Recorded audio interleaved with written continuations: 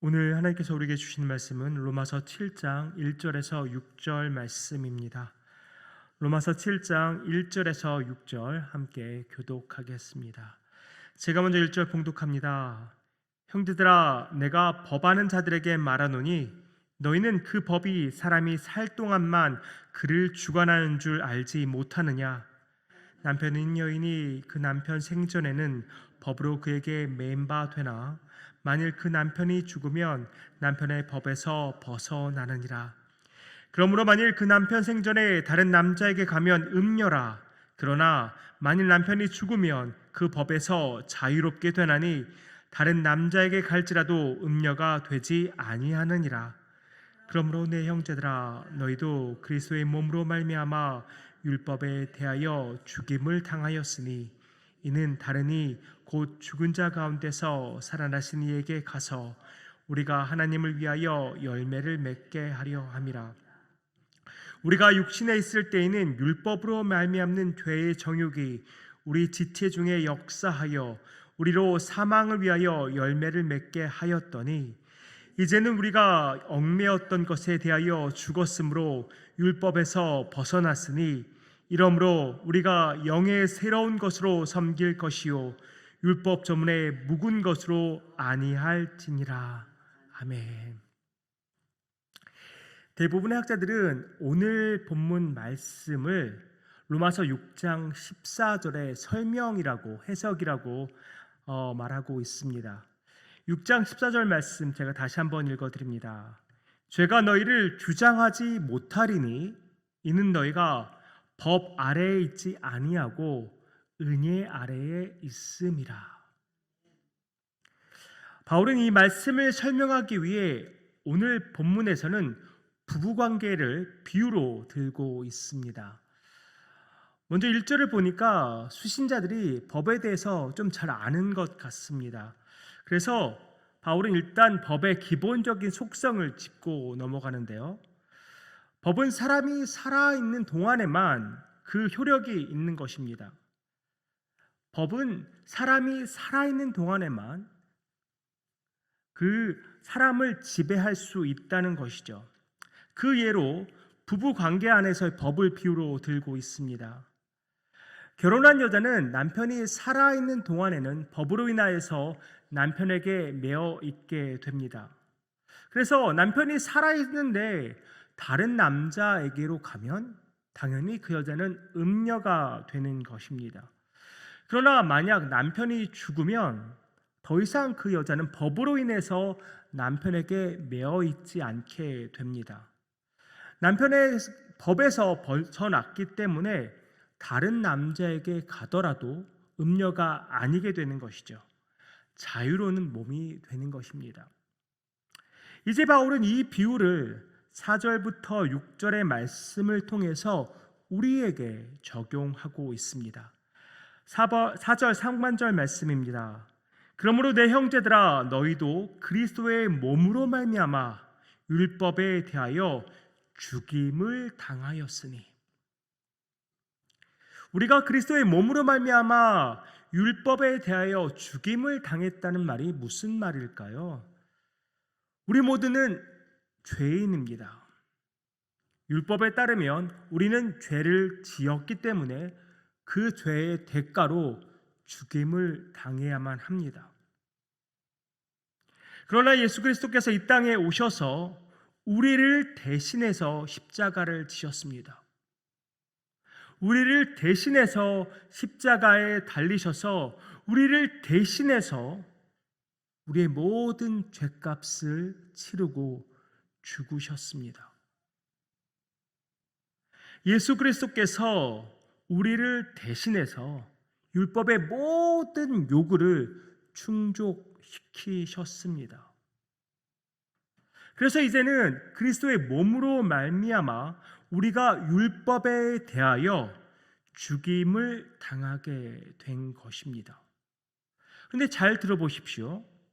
율법에 대하여 죽었다라고 말하지 않고 율법에 대하여 죽임을 당했다라고 말하고 있습니다. 죽임을 당했다는 말은 누군가에 의해서 죽임을 당했다는 말이겠죠. 누군가에 의해서 죽었다는 말입니다. 그러면 누구에 의해서 우리가 죽게 된 것인가요? 네, 바로 하나님에 의해서 하나님의 은혜로 율법에 대해 죽임을 당하게 된 것입니다. 갈라디아서 2장 20절 말씀처럼 우리가 그리스도와 함께 십자가에 못 박혔기 때문에 그리스도 안에서 우리는 율법에 대하여 죽임을 당하게 된 것입니다. 우리가 스스로 그리스도와 함께 십자가에 못 박히고 싶어서 그렇게 된 것입니까? 아닙니다. 하나님께서 우리를 택하시고 우리를 죄에서 구원하시려고 그렇게 하신 것입니다. 이 모든 것은 하나님의 전적인 은혜입니다. 우리에게 베푸신 놀라운 은혜라는 것이죠. 그래서 6장 14절 말씀처럼 우리는 이제 은혜 아래 있게 되는 것입니다. 이어서 4절 하반절이 뭐라고 말씀합니까? 제가 세 번역으로 읽어드립니다. 그래서 여러분은 다른 분, 곧 죽은 사람들 가운데서 살아나신 그분에게 속하게 되었습니다. 그것은 우리가 하나님을 위하여 열매를 맺게 하기 위함입니다. 다른 분이 누구입니까? 죽은 사람들 가운데서 살아나신 그분이 누구입니까? 네, 우리를 대신해서 십자가에서 죽으셨다가 사망 권세를 이기고 다시 사신 예수 그리스도를 가리키는 것입니다. 이제 우리는 예수 그리스도께 속한 자가 되었습니다. 다르게 말하면 전에는 율법이 우리의 남편이었다면 이제는 예수 그리스도가 우리의 남편이 된 것입니다. 다시 말해서 우리는 예수 그리스도의 신부라는 것이죠. 우리의 정체성은 바로 예수 그리스도의 신부입니다. 하나님은 왜 그렇게 하셨습니까?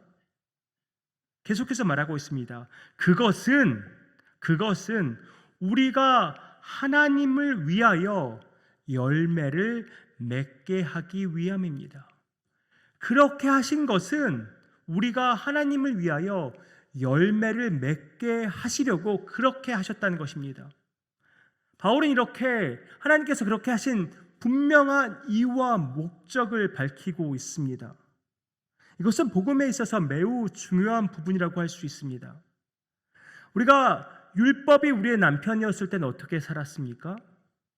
정말 억지로 두려운 마음에 모든 것을 행할 수밖에 없었습니다. 그런데 속으로는 온갖 탐욕과 욕심이 가득 차 있으면서도 겉으로만 하나님을 섬기는 척하면서 살았습니다. 그러니까 우리는 하나님을 위한 열매를 맺을 수 없었습니다.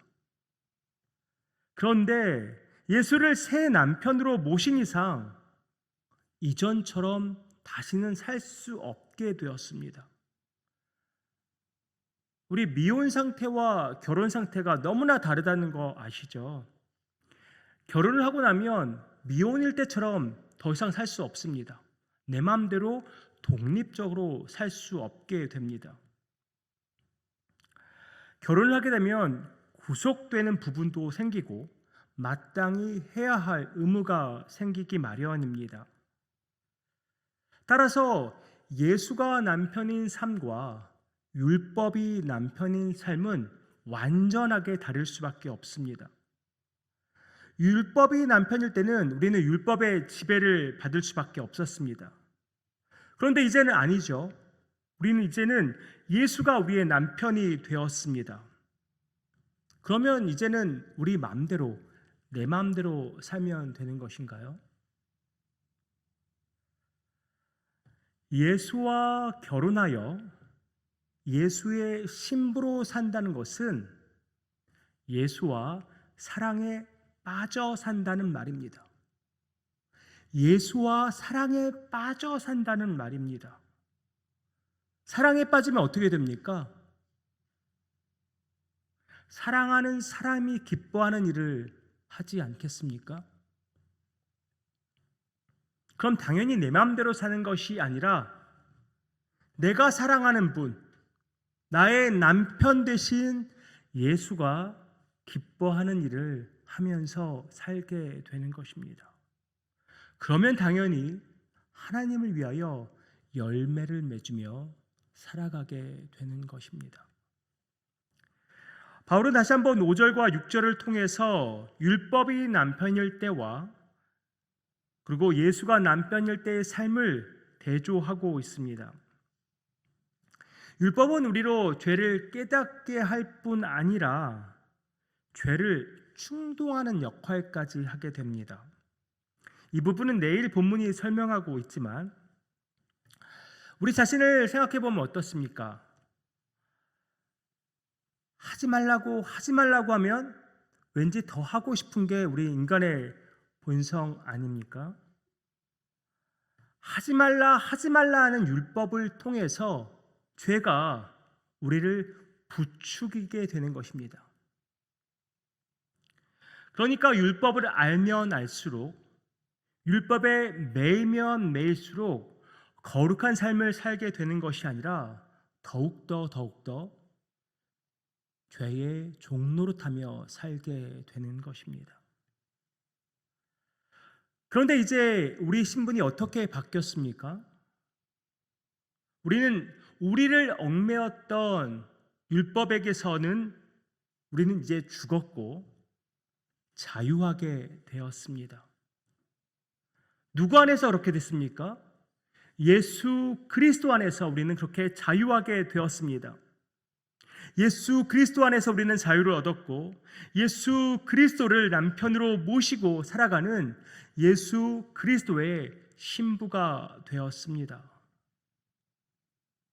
예수와 이제 사랑에 빠졌기 때문에 예수가 원하고 예수가 기뻐하는 일을 하면서 살기를 원하게 되었습니다.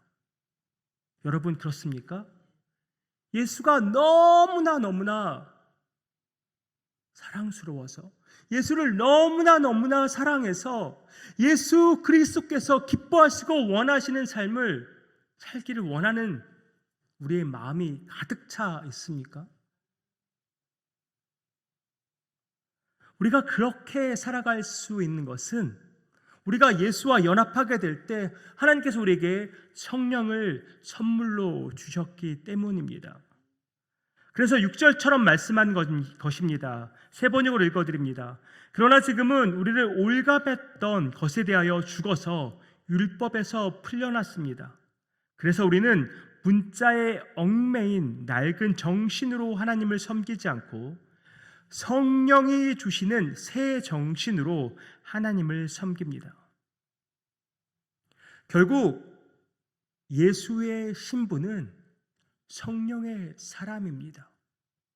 우리가 예수의 신부라면 우리는 동시에 성령의 사람인 것입니다.